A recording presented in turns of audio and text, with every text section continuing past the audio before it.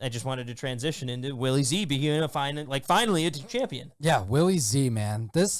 And to me, it's like, how is this the first time? Like, we've been talking about this kid for over a year now. He's finished in second, 5 or 6 times now on the PGA Tour.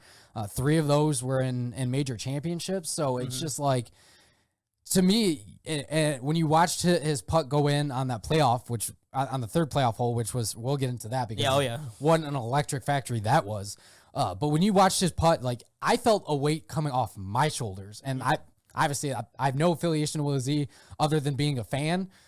So I can't even imagine what he was feeling. And you did see him kind of break down with I believe it's his fiance after the round. And you could just tell it's like, all right, like we just talked about with Tony Finau, are the floodgates going to open for Willie Z? And it's just about getting that monkey off the back.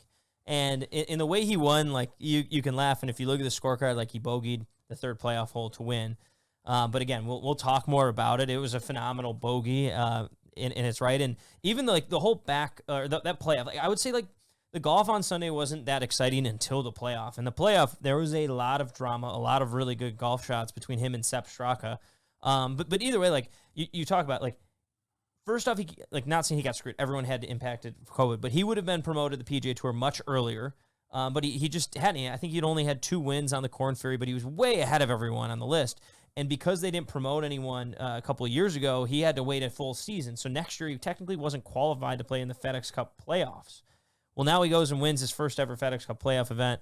He's obviously now first in the FedEx Cup. He's had such a career when it comes to the majors. Like, really good to see this happening. And I think it's all about just building up some sort of backbone to where once you go and play in these majors, you have something to relate to, some experience to hone in on. And this is it. I mean, you win in a playoff.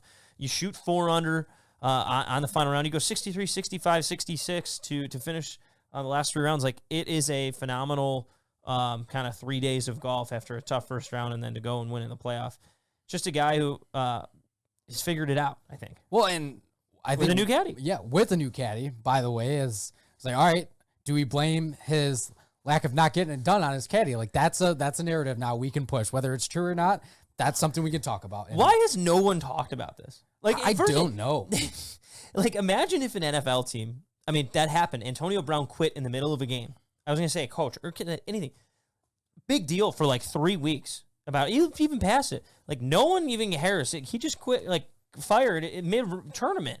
I'm just confused by it. And no one, but yeah, then he goes and wins. Like, we need to talk about this. Yeah, I think to your point, no one's brought that up too. It's almost the people are gonna laugh because to me it's like the Detroit Lions situation with Matthew Stafford. It's like Matthew Stafford is Will Zalatoris, finally gets the out. The Lions are the caddy. Yeah, the Lions are the caddy. You get out from underneath, and then boom, you win a Super Bowl. And I mean, obviously, I think the Super Bowl is a little bit different than your first PGA Tour win, but still, to that degree, it is a story you can't really make up or really even put into a book. But you know, I'm happy for him. I think one of my favorite moments in recent years is that putt on 18, you know, to get him into that playoff.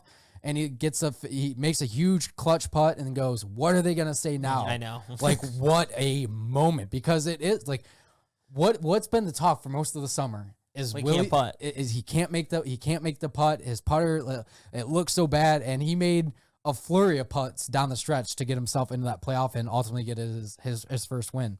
Yeah, he gave all the credit to, or he like kind of took it from Steph Curry. So there's obviously a little more story there. I just am like, man, why would you say that? Like, he should have said that when he won the playoff. Like, what if he loses in the next one and he misses a 3-footer? Like, well, that's just going to make for great content. It's true, but, and this, people please do not take this out of context. But they will. They will.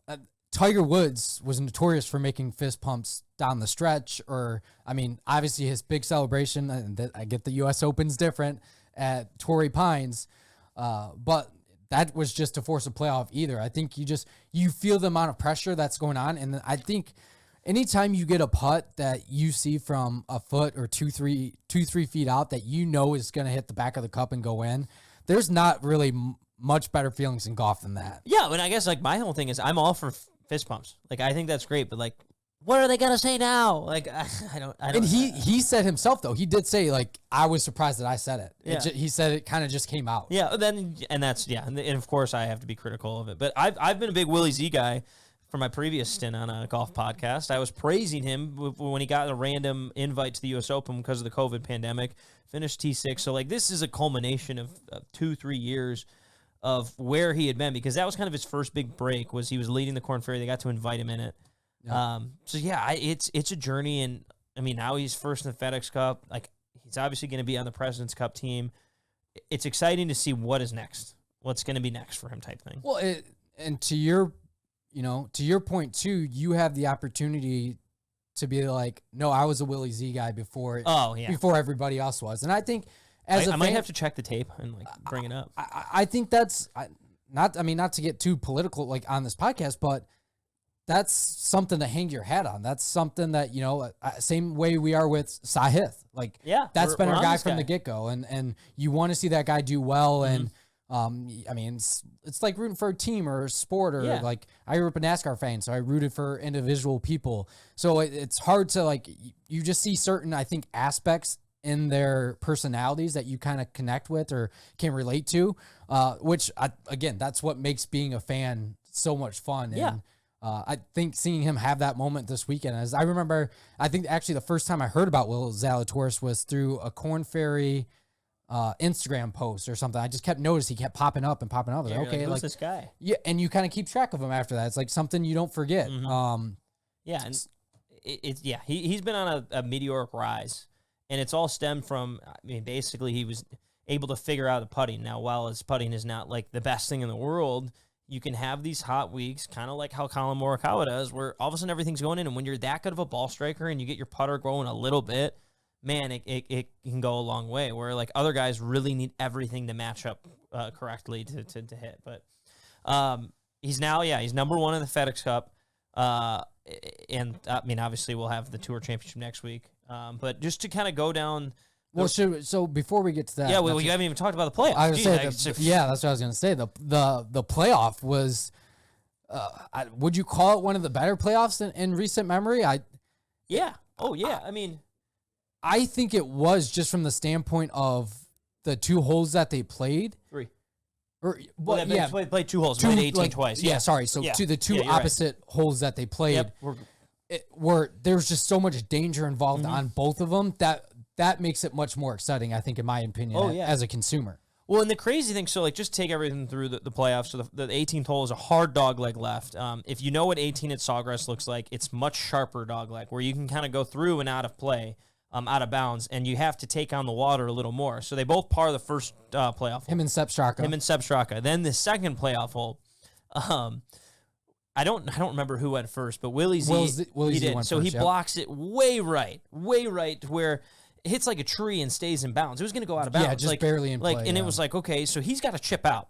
So now Sepp Straka, okay, he's got to chip out. He cannot go at the green. What do you do? Like, just try to put in the fairway. Well, he hooks it, takes a kick, ends up still on the bank, but he really doesn't have a shot, so he has to drop. So now he's dropping the fairway. Will has to chip out. So now they're both hitting into the green, their third shots.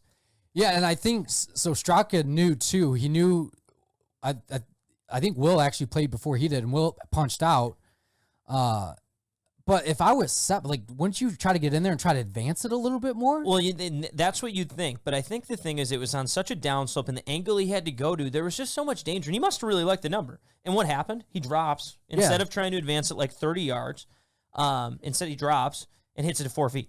So, like, it's hard to argue against it. He must have really liked the number. He's an aggressive player, and he's like, I'm going to go at this, and if it doesn't work, like, we lose. But yeah, I mean, either way, he put the pressure back on Zalatoris, whether it was that shot that he knocked tight, which, again, that's probably the right move, but you got to take the penalty to go with it, too. So I was shocked. I thought he was going to try to do something, and it's probably hard because he had, at one point, when Will was hitting the punch out, he had a shoe off. Like, he was going in, and what would you have done?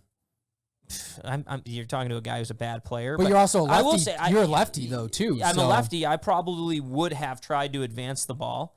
Hypothetically, I don't know how far I could get it down. But, like, when you see Will chip out, you're not going at the green, obviously, anymore. Right. And so, I think he, like, I don't know if it'd be the drop. And I think the caddy actually really was like, no, we should drop this one like this. Well, and to me too, is like he was almost kind of like around the bend, right? And I thought there was plenty of room to to get it up close to 80 yards, and obviously Tour Pro and 80 yards. Tour Pro and 80 yards, like there's a good chance you're going to knock it very, very tight. And I mean, he still did regardless, right? But I think it wasn't exactly a tap in. No, it was still 6 feet, but it still wasn't a tap in, which I think you could have got to at 80 yards out. I think the thought is, and the analytics say basically like, hey, the closer you get to the green, the more higher probability you have of hitting it closer. Because some people say, hey, I like 100 yards more than 50. It's like, hey, a bad shot from 50 yards is still going to be like better on average than the other stuff. Now, the thought is, and what I've heard from other podcasts basically, is they've talked to caddies and they're like, hey, if you cannot get on the green or get it right next to the green, it's just not worth going for and taking on that risk. And if he hits that in the water, going to try to chip it up to 80 yards out, like he's losing the tournament then. Yeah. So that might have been where they thought, hey, we like this number.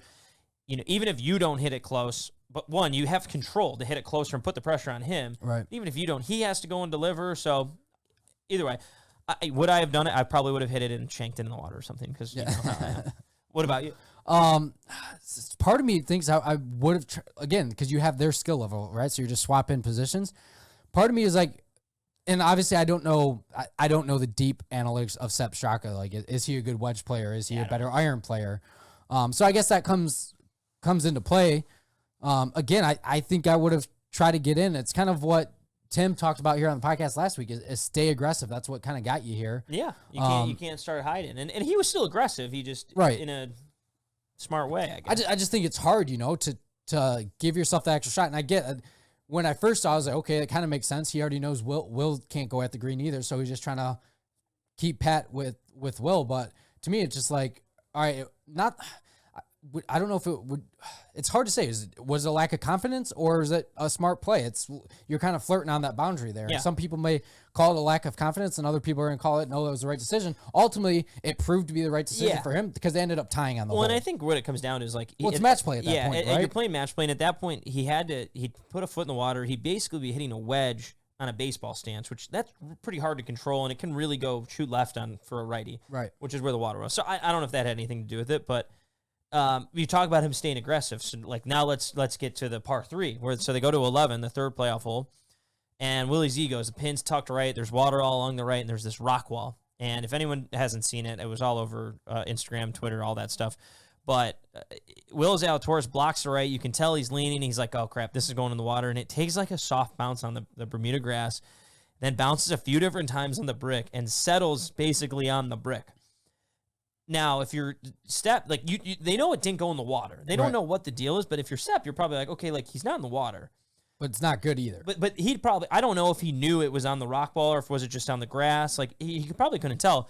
But from the viewer, it's like, okay, man, just put this on the fucking green. Like 3 wins it.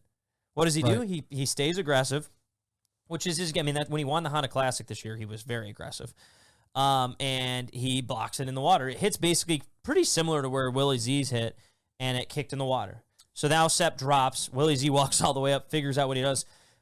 Before Zalatoris had to make the decision, Straka got to decide what is he going to do, or what his wedge shot. He hits it long and in the bunker. So now it's like, okay, Zalatoris, you have this option. Do you want to hit it from this rock wall where you have this grass lip? Well, it was wedged in there, almost like in a crevasse, too. And so it's like you can do, or you can go drop at the area, and you know Straka's not on the green. So like, hey, you should be able to make a 3 from the drop area, and if you don't, or you try to make a 2, and if you don't, you make a 3, then at worst, you're probably looking at a playoff. So he goes, drops, hits it to 6 feet. Straka actually hits a good bunker shot, and then Willie Z makes the putt and wins in the playoff. But it was just like crazy amount of events. And that's the hard thing, like in your Straka's case, he didn't know his situation on the rock wall. Willie Z got to know from the drop area that he hit it way in the bunker before making that decision. Like, there's nothing, I'm not saying that there's an issue with that by any means. It's just, it's tough because as the viewer, we're watching like, man, what are you doing hitting the water? It's like he might have not known what the situation was. He might have thought, hey, he's in the rough. I didn't see a ball go in the water. Yeah. So, to me, I wish that moment of that ball bouncing on the rocks, I wish it would have ended back on the grass. Just because he would have been able to hit it. And I think as insane of a moment that was, like that had to be a 1 in a trillion chance, right? Oh, I'd like to think. Not only, I mean, it bounced like 3-4 times. Yes. And like to not fall in one way or the other, just to stay. I mean, but it got such a soft first bounce that's what was so weird. I mean, it was like the first bounce on the Bermuda grass and it then like nestled gently. So, yeah. But to me, I because now that moment kind of has less meaning, right? We'll always remember it. Yeah. But it didn't really play a significance because he still went back and had to drop anyways. Yeah. So too, and anybody that would have tried that shot, now that's the shot that's just it would have never worked out. Well, did you see? So I saw something on Instagram today. I don't know what account it was, but it was someone went and literally attempted the exact shot. Now, again, it's not a tour pro. It's not someone in the playoff. It's just some random schmuck like you and I. And I was like really interested to see like what did he do? And he just right into the bank, that tuft of grass, and went right back in the water. Yeah, I don't. And they were laughing their asses off. Yeah, you got to try it. And again, it went viral for that reason. Yeah. But I don't. There's no way. I don't care if you're Tiger freaking Woods back in the early 2000s. Nobody gets that ball. That ball is going in the water every time. Yeah, you know what I would say is if Sepp had put it on the green to 20 feet and he had 20 feet for birdie, then maybe you're going for it because you got to make a 3 and probably have a better chance to try and make a 3 from there than from trying to hole out. But like, I still think you have a better chance of holing out from the drop zone. Hey, we might have to try it. Yeah, well, I mean, these guys get brand new wedges. You just dig it into the rock. I mean, I would at least tried it. Well, someone else said they're like, hey, too bad he didn't have like a I'm completely blanking on the name of the putter. A standard putter, not a mallet. A blade. Yeah, Jesus Christ. Mixing the water. A blade, and he could have like towed it in and towed up. Yeah. But he has a mallet, so he wasn't able to. So, I don't know. I mean, it was, clearly the right decision. I mean, up and down from, I don't know how far the drop area was, but awesome to see it. And he picks up the win. And it, like, you win with a bogey, and you're like, but no, it wasn't a good bogey. It was an exciting bogey, and it's match play. And you talked about, like, that's what's so fun in it.